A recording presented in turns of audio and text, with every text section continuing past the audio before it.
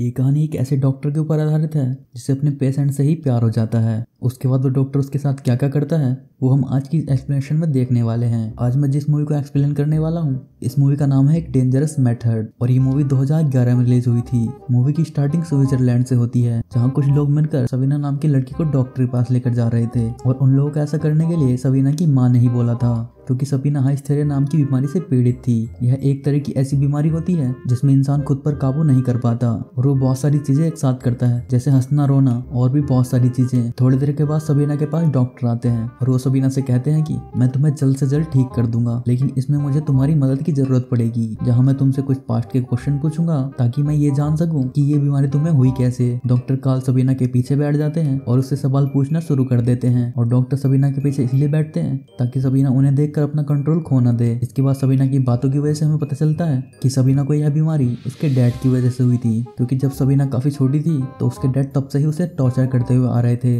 इसके बाद हम डॉक्टर कार्ल की वाइफ एमा को देखते हैं जो कि एक बहुत बड़े बिजनेसमैन की बेटी थी और अभी एमा प्रेग्नेंट थी।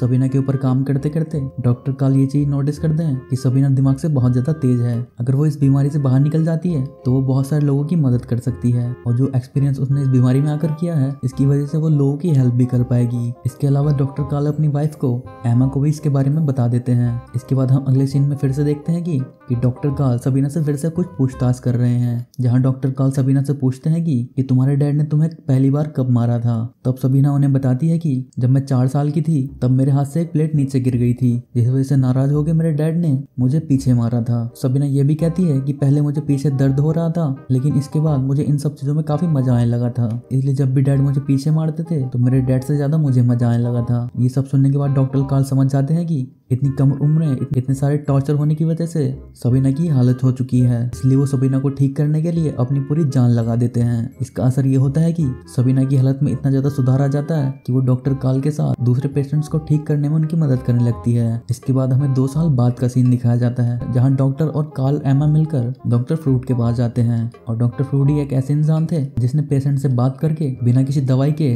उन्हें ठीक करने का मेथड निकाला था लेकिन उस टाइम के लोगों को ये मेथड सूट नहीं किया और वहाँ के लोग डॉक्टर फ्रूट का मजाक उड़ाने लगे। उस टाइम पर हाइस्टीरिया का इलाज शॉक देकर किया जाता था और अगर हम सबीना की बात करें तो वो कार्ल के कहने पर एक मेडिकल स्कूल से साइकियाट्रिस्ट बनने की तैयारी कर रही है और जब डॉक्टर फ्रूट को पता चलता है कि डॉक्टर कार्ल ने उसी के तरीके से सबीना को ठीक कर दिया है तो वे ये बात सुनकर बहुत ज्यादा खुश होने लगते हैं। अगले सीन में डॉक्टर कार्ल सबीना को बताते हैं कि मैंने तुम्हारे बारे में डॉक्टर फ्रूट्स को बताया था और मैंने तुम्हारे बारे में डॉक्टर को यह भी बताया था कि तुम बहुत ज्यादा इंटेलिजेंट हो जिसे सुनकर सबीना ही बहुत ज्यादा खुश होती है। कुछ दिन बाद एक ऑटो नाम का पेशेंट डॉक्टर कार्ल के पास आता है। दरअसल ऑटो के डैड ने डॉक्टर फ्रूट से कहा था कि ऑटो एक साइकोएनालिसिस का डॉक्टर है पर अभी न जाने कैसे वो लड़कियों की तरफ ज्यादा से ज्यादा अट्रैक्ट हो रहा है। ये सुनने के बाद डॉक्टर फ्रूट को डॉक्टर कार्ल का ख्याल आया क्योंकि उन्होंने सोचा हाल ही में डॉक्टर कार्ल ने सबीना को ठीक किया था तो हो सकता है कि ऑटो से बात कर उसे भी ठीक कर दें। ऑटो को ठीक करते वक्त डॉक्टर कार्ल को पता चलता है कि ऑटो के अफेयर्स काफी सारे अपने पेशेंट्स के साथ ही हैं। अगले सीन में हम डॉक्टर कार्ल को देखते हैं कि वो सबीना से बात कर रहा है जहाँ बातों ही बातों में सबीना कार्ल को किस कर लेती है।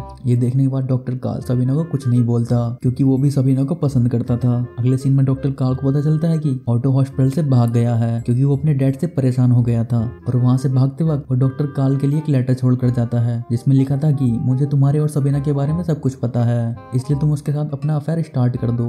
ये बात कार्ल को भी कहीं ना कहीं ठीक लगती है इसलिए वो सीधा सबीना के घर जाता है और वो जाते के साथ ही है और यहीं से इन दोनों की प्रेम कहानी की शुरुआत हो जाती है। इसके बाद इन दोनों को जाने के बाद कुछ दिन के लिए फ्रूट डॉक्टर कार्ल के पास आते हैं और वो कार्ल से कहते हैं कि तुम्हारे बारे में हर जगह न्यूज़ फैल रही है कि तुम्हारा अफेयर एक लड़की के साथ चल रहा है। जहाँ हमें पता चलता है कि कार्ल ने अपने और सबीना के बारे में डॉक्टर फ्लूड को भी नहीं बताया था। इसके बाद कार्ल डॉक्टर फ्लूड से कहता है कि ऐसा कुछ भी नहीं है लेकिन कार्ल अंदर से काफी ज्यादा डर चुका था और उसके बाद वो सीधा सबीना के पास जाकर उससे ब्रेकअप कर लेता है। ब्रेकअप की बात सुनकर सबीना काफी ज्यादा बौखला जाती है और वो वापस से हाइस्टीरिया की पेशेंट बन जाती है। घर आने के बाद कार्ल देखता है कि एमा को बाहर फैल रही न्यूज के बारे में पता चल चुका है जिस वजह से इन दोनों के बीच में भी दूरियां आ जाती हैं। अगले दिन कार्ल अपने ऑफिस में था तभी वहां पर सबीना भी आ जाती है क्योंकि सबीना की माँ ने डॉक्टर कार्ल से सबीना के बारे में पूछा था।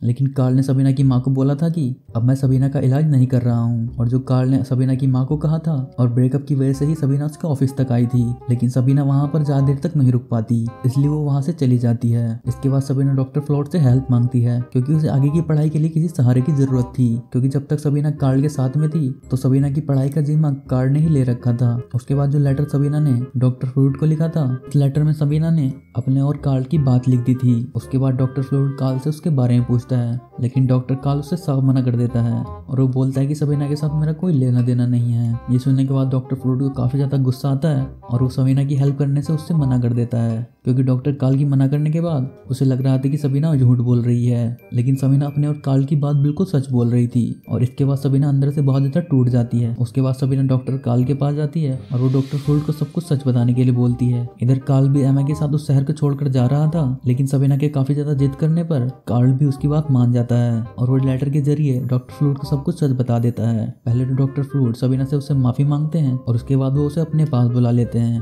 ताकि वो उसकी पढ़ाई के लिए आगे हेल्प कर सकें। उसके बाद हम काफी समय बाद का सीन देखते हैं जहाँ सबीना कार्ल के घर आई थी। वहाँ एमा सबीना को बताती है अब डॉक्टर कार्ल डॉक्टर फ्लूइड से नहीं मिलते और इन दोनों के बीच में दूरी आने की वजह से, जिसके बाद सबीना एमा से बोलती है कि तुम एक बार कार्ल से बात करो। उसके बाद सबीना कार्ल के पास जाती है और वो उसे बताती है कि मैं प्रेग्नेंट हूँ और वो उसे यही बताती है कि ये बच्चा तुम्हारा ही है।